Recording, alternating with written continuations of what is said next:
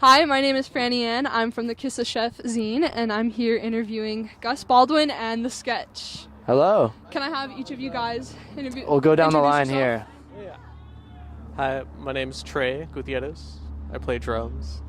My name is Gus Baldwin. I play the guitar. I'm Lucas. I play the bass. I'm David, and I also play the guitar. Awesome. So, where are you guys coming from? Austin, Texas. Yeah. Crazy. Why are you here? Well, we're on tour right now, and we got booked to play here, and it was super rad. I'm glad we did, and I hope to come back again.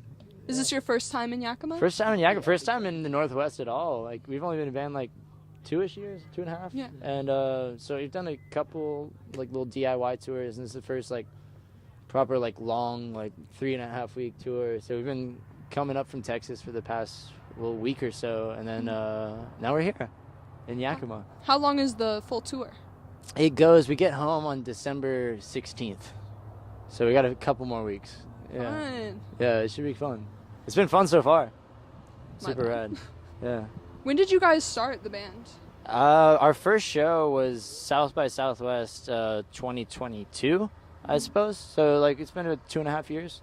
And it started. I guess we started rehearsing a little bit before that, and it came together pretty quick.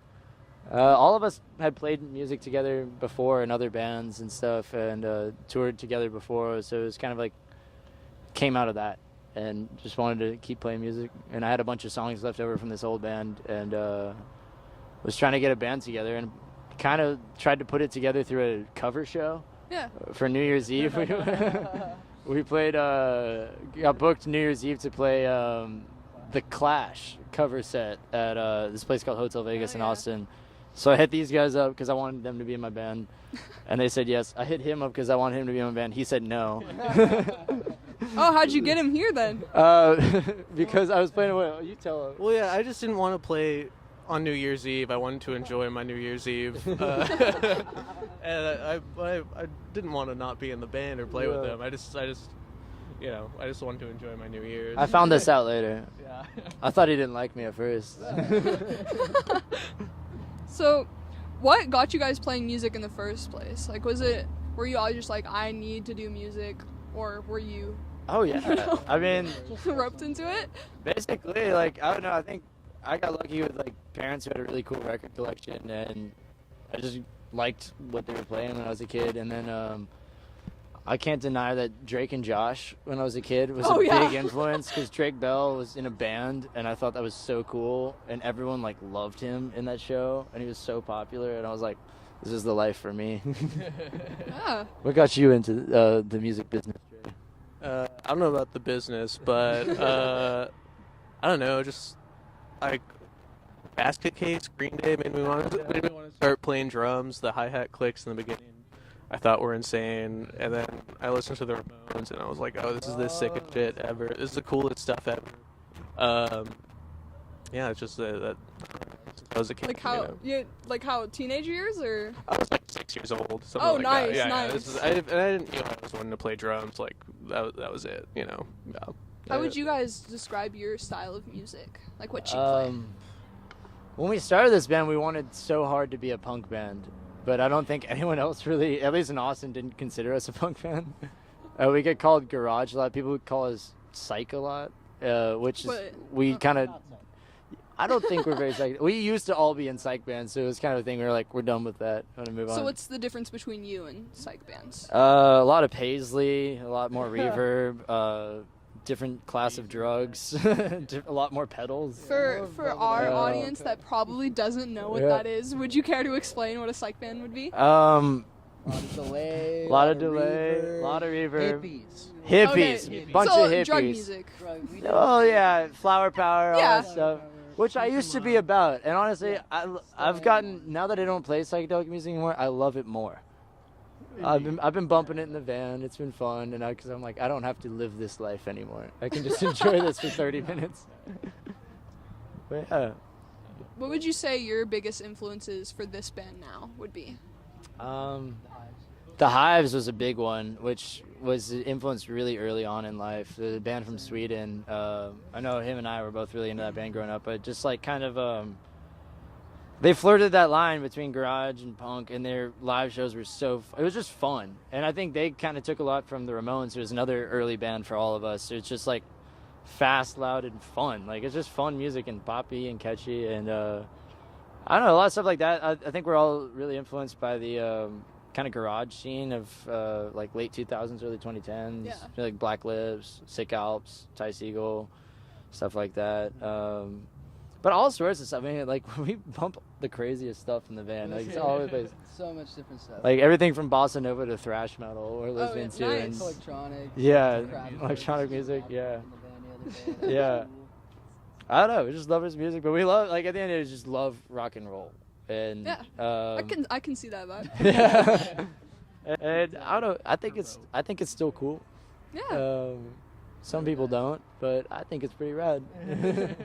What do you think of the other bands you played with tonight? They're all super rad, man. Super sick. It was cool, like, seeing bands that were all, like, primarily in high school, I think. Yeah. Yeah. Shredding, like, and doing really cool. And having this place and this scene, like, I remember, like, we were all playing in bands when we were in high school, and we didn't have this kind of turnout or the kind of place to go to. Like, I mean, I grew up in Dallas, Texas, and we would get to play, like, these weird shows down in Deep Ellum to, like, our parents and, like, random old men with all these, like, old man bands. So it's really cool to see, like, this scene y'all have here of, like, rad all ages space, and really cool, and everyone ripped tonight. Like, it was really rad to see. Yeah, And everyone was about it too. I just Yeah. love seeing everyone just like get real in the pit over there, just getting excited and stoked. Is it not like that in I Texas? mean, it is, but it's just cool to see a place like this have Yeah. that. You know what I mean? I mean, not really like that though. Like, I mean, yeah. It's kind of hard to see a space for it's- like kids under 18, under 21 to have like a Yeah. place to go and just be with their friends and see Yeah. bands that are kids their age and. yeah, especially in Austin. Like, it's a pretty all ages, unfriendly to all ages town. Like, most of the venues are all 21 up, which kind of tripped me out when I moved down there, because I grew up in Dallas where every venue was all ages. So when I was in high school, I could go to whatever show I wanted to. And I think we got basically one real all ages venue in Austin, Mohawk, which is rad. And then we have, like, the co-op scene, which is, like, through the university, which is also really sick. But it's cool to see, like, just the venue here, which everyone's kind of been telling me, like, this is where you guys come hang out. Yeah. And they think, like, be an all ages place, because that's important, dude. Like, Yeah, you need that. You need that. I was 16 once, and all I wanted to do was come to shows like this, you know. Yeah, man, I had to drive like 30 minutes to like the only venue that was, that had like, all ages in Houston. It was this like old spot called Fitzgerald's. It was like an old house that was like deteriorating, like 2 stories. I mean, but it was sick. It was like I'd go like every Friday just to see whatever, I didn't know who was playing. I'd just go and see shows, and that was like my experience. I'd be like, Mom, drive me 30 minutes out there. I Yeah. got a few more questions. Cool. If you could collab with any musician, dead or alive, who are you choosing? And it's probably one. Let's go down the line. Yeah, here. one per person. Dead Let's or go with alive? that. I'd prefer dead or alive. 'Cause- Start with David. Don't start with me. Alive, Tim Presley probably. Because I just want to sit in a room and watch him do his thing. I really like that guy. He's cool. Him or like Mike Donovan of the Sick Alps. I really like him. But dead? I don't know. Let's pass on that.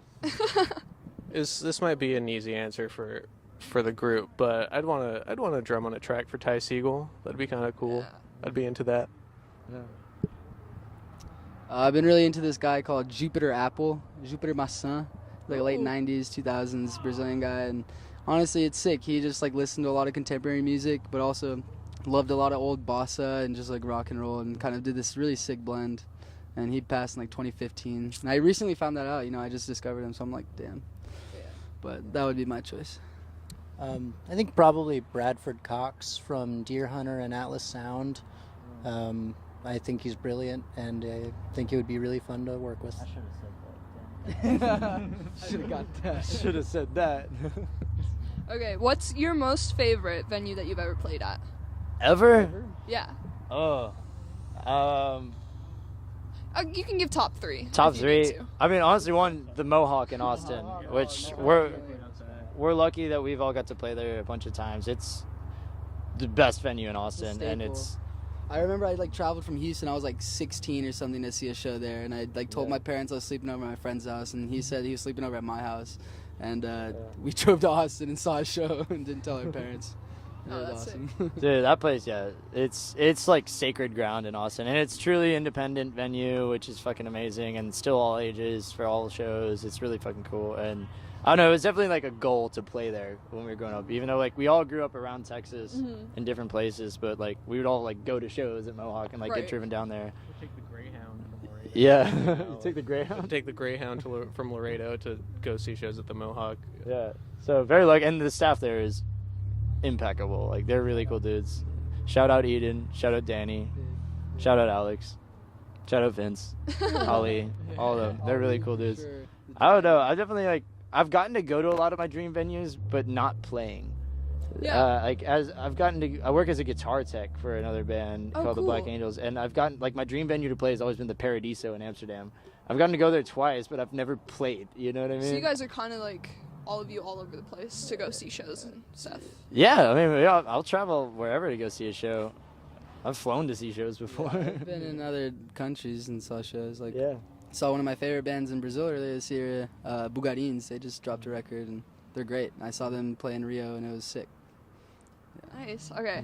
I saw on your Bandcamp that you were releasing a new album or EP called The Sketch next year. Do you have True. anything to say about that? Yeah, you got it. It's a full-length LP called The Sketch, and it's basically just a document of this band. Because, I don't know, when I started this group, it was just kind of like all my solo shit, and got these guys to play it with me, and then slowly started doing stuff as a group. But like more so, just really wanted to capture the sound of the live band as it is. And like, I think records like Slaughterhouse by Ty Segall Band was a really big influence. Like just capturing the live band in a room together playing. And when I thought about it though, I was like, that's how every record was recorded until like 1980 or something. Like you know, like it was just Neil Young records. dude. Yeah, like that's another thing too. Like we're all like huge Neil Young fans and Neil Young crazy horse. So like records like Zuma and Everybody Knows This Nowhere, like just records of a band playing in a room. And I don't think any of us had made a record like that before because we kind of grew up in the garage band era of where like you record in your room like one track at a time by yourself, or like you bring your friend over. So it was cool to like just put all of us in a room in Los Angeles where we recorded it and just hit record on the tape machine and just play the set. Basically, we were on tour, had a day off, hit up my friend Tom from the OCs, and he was like, come on to my studio, dude. And we got in there and recorded the whole record in one day, 11 songs, and I'm stoked to put it out.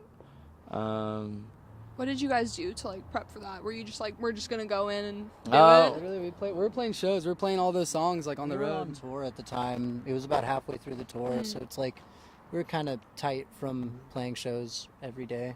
Yeah. I'm just rehearsing, I guess. We don't rehearse that much, though, for being real. Dude, for not rehearsing, you Yeah. guys sound amazing. Thank That's you. Good. I don't know, we try to keep the songs as simple as possible so that you can simple's kind of good. just roll in. Yeah, I mean, I love it. I mean, we're all like huge fan like Neil Young, Velvet Underground, and stuff like that. It's like 3 chords is enough. That's all you need. The Damned. Yeah, the Damn too. Ramones, yeah. You only need 3 chords. 4 is a treat. All right. Is there anything you guys want to plug? Like any other bands, social Uh, media? I guess. I mean, Bearded Monkey. Let's Yeah. plug that. Bearded Monkey and Yakima. This place is rad. All the Thank bands you, played Bearded tonight. Monkey. It was Soma, Molly Wags, Wog. Wally Molly Wog, and I can't pronounce the name of the last band. Yeah, starts with P. It's a moth. It's a moth, but they were rad. What Was it? Panonica. Panonica. Shout out to Panonica. I'm gonna plug Yakima, Washington right now because this is the biggest surprise I think we've ever had on tour of like a super rad place and rad people. So Tell all the people back in Austin about it. definitely, It's and hope to come back again soon. Yeah. And let's just plug Austin, Texas while we're at it. All right. Thank you guys. Have Thank a you. good night. You, Go yeah. listen to The Sketch when it comes out. Cool. Thank you guys. This was Gus Baldwin. And the sketch. I was gonna do and Oh, let's try that. Try it. you go again. This was Gus Baldwin. And The sketch. Run back. We got it. I'm FrannyAnn with the Kiss the Chef magazine, and this was Gus Baldwin. and The Sketch. Thank you. Have a nice night. Thank y'all. Take care.